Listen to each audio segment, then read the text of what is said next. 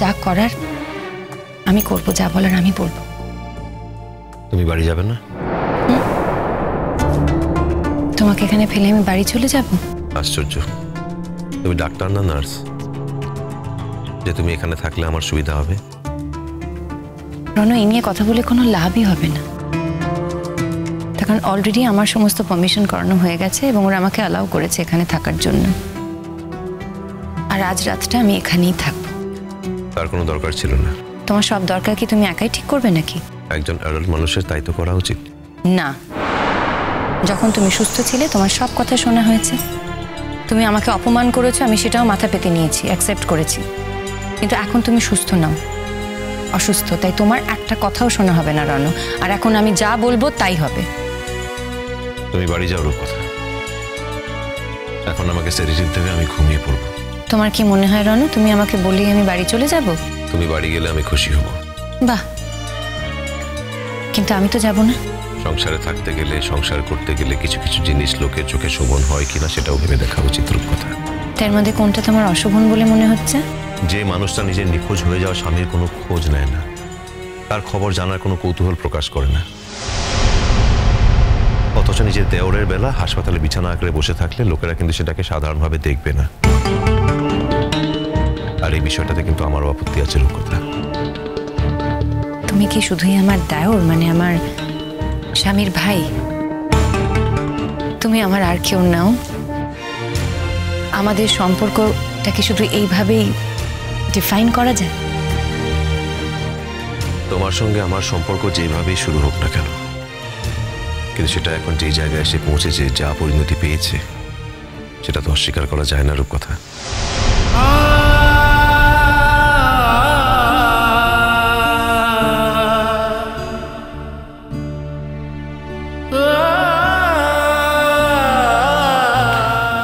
দেখো, এখনো খুব বেশি রাত হয়নি, তুমি বাড়ি যেতে পারবে। আমি এখন যথেষ্ট ভালো আছি। আর তাছাড়া তুমি এখানে থাকলে আমার অনেক কথা বলা হবে, আর এখন আমার বেশি কথা বলা বারণ, অন্তত আজ রাত্রকুর জন্য। তুমি বাড়ি যাও। কি জানো তো রণ, আমি বলি তুমি আমাকে এই কথাগুলো বলতে পারলে। মানে আজ যদি ইমন থাকতো তাহলে কি হতো? I was just thinking, I was wandering. তখন কি তুমি এইভাবে ওকে বাড়ি পাঠিয়ে দিতে পারতে? এই পরিস্থিতিতে জোর করে ওকে বাড়ি পাঠিয়ে দিতে কোনোদিন পেরেছো রণ? প্রত্যেকটা সম্পর্ক আলাদা রূপকথা। তুমি বারবার কেন এটাকে গুলিয়ে ফেলো আমি ঠিক বুঝতে পারি না। কি? ইমন আর আমার মধ্যে যা সম্পর্ক, তোমার আমার মধ্যে সেই সম্পর্ক নিশ্চয়ই নেই। তাই ইমন আর আমার মধ্যে থাকা সম্পর্কে দাঁড়িয়ে ইমন যা করতে পারে বা আমি যা করতে পারি, তোমার আমার মধ্যে থাকা সম্পর্কে কিন্তু দাঁড়িয়ে তুমি সেই কাজটা করতে পারো না, বা আমিও তা অ্যালাউ করতে পারি না। আর এরকম একটা সিম্পল কথা তোমার মতো একটা শিক্ষিকা আমি কেন বুঝতে পারছি না? আমি তো এটা দেখে আশ্চর্য হয়ে যাচ্ছি। কি করে বোঝাবো তোমাকে?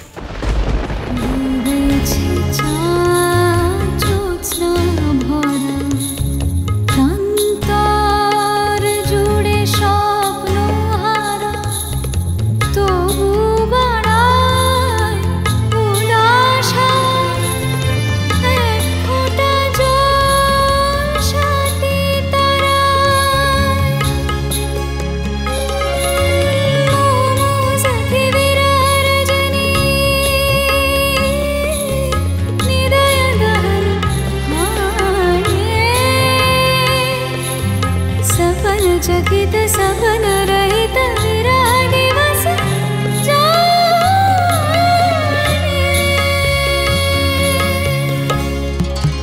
कुसुम दोला कुसुम दोला कुसुम दोला कुसुम दोला।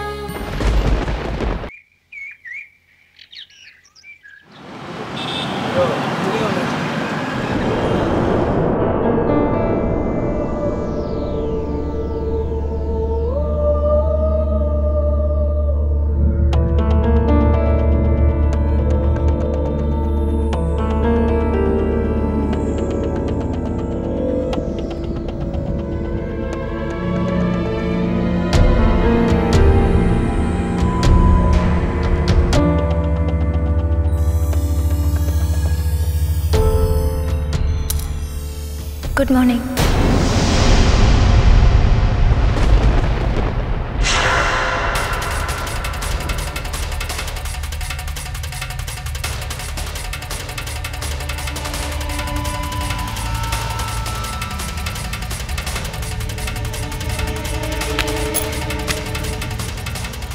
কি ব্যাপার কি মা, তুমি এখানে? আমি তো তোমায় কালই বলেছিলাম, আর রনও এখানে কোনো ঝামেলা চায় না। কি ব্যাপার কি, তুমি এখানে? আমি তো কাল তোমাকে বারবার বারণ করেছিলাম যে তুমি এখানে থাকবে না, তার সত্ত্বেও আমি এসে দেখি তুমি এখানে আছো। কেন, কি করছো তুমি? আর মিস্টার চ্যাটার্জির যদি কিছু বলার থাকে সেটা আমি ওনার মুখ থেকে ডিরেক্টলি শুনতে চাই। ওনার কথাগুলো আমি তোমার মুখ থেকে শুনতে চাই না। রনো, এখন কিন্তু তুমি চুপ করে থাকতে পারবে না। বলো, কালই তুমি বলছিলে না যেখানে তুমি কোনো রকম ঝামেলা চাও না, আর যে ঝামেলা করতে আসবে তাকে তুমি থামাবে।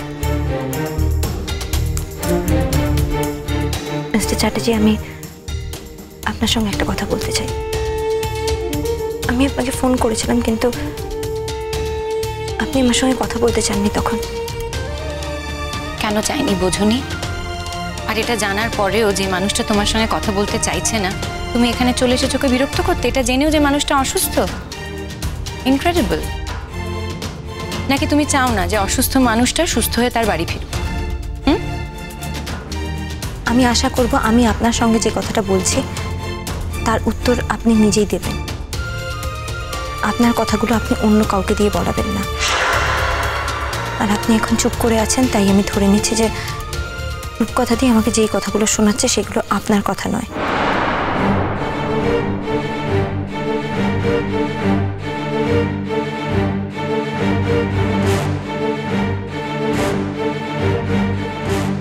অনেক কষ্ট দিয়েছো তুমি আমাকে ইমন, কষ্ট আমিও তোমাকে দিয়েছি, কিন্তু আমি আমার ভুল বুঝতে পেরে তোমার কাছে ছুটে গিয়েছিলাম, কিন্তু তুমি আমাকে ক্ষমা করনি।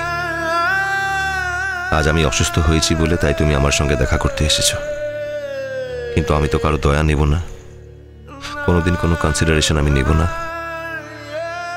কোনো কনসিডারেশন না করে সম্পর্কের খাতিরে দেখা করতে আসবে যেদিন, তোমার সঙ্গে সেদিনই আমার দেখা হবে।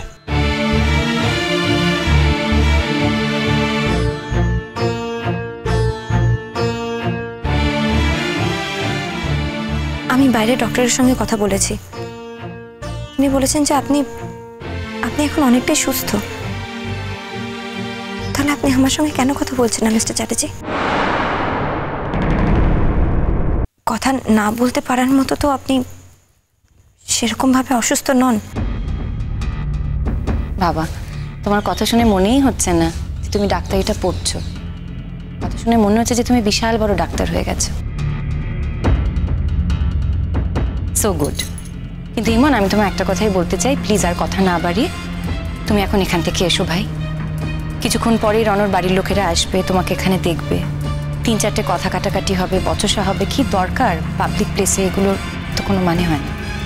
আর তাছাড়া রণজয় চ্যাটার্জির কিন্তু একটা সম্মান আছে। আমি সেটাই বলতে চাইছি রূপকথা দিয়ে, সম্মান বোধ সবারই থাকা উচিত, আর আত্মসম্মান বোধ তোমার তো থাকাই উচিত। তুমি আমাকে আত্মসম্মান নিয়ে জ্ঞান দিচ্ছ? রণ, আমি বুঝতে পারি না তুমি মেয়েটাকে টলারেট করো কি করে? কি করে টলারেট করো বলো তো? তুমি কি জানো কালকে এখানে এসে কত বড় বড় কথা বলে গেছে? তোমার বাবা, একটা বয়স্ক মানুষ, নিজে ওর কাছে রিকোয়েস্ট করেছে যে প্লিজ আমার অসুস্থ ছেলেটাকে এখন ডিস্টার্ব করো না। সেই কথার কোনো দাম কেউ দিয়েছে? ওর পক্ষে সেটা দেওয়া সম্ভব নয়। তার কারণ এই বোধগুলোই এই মেয়েটার নেই।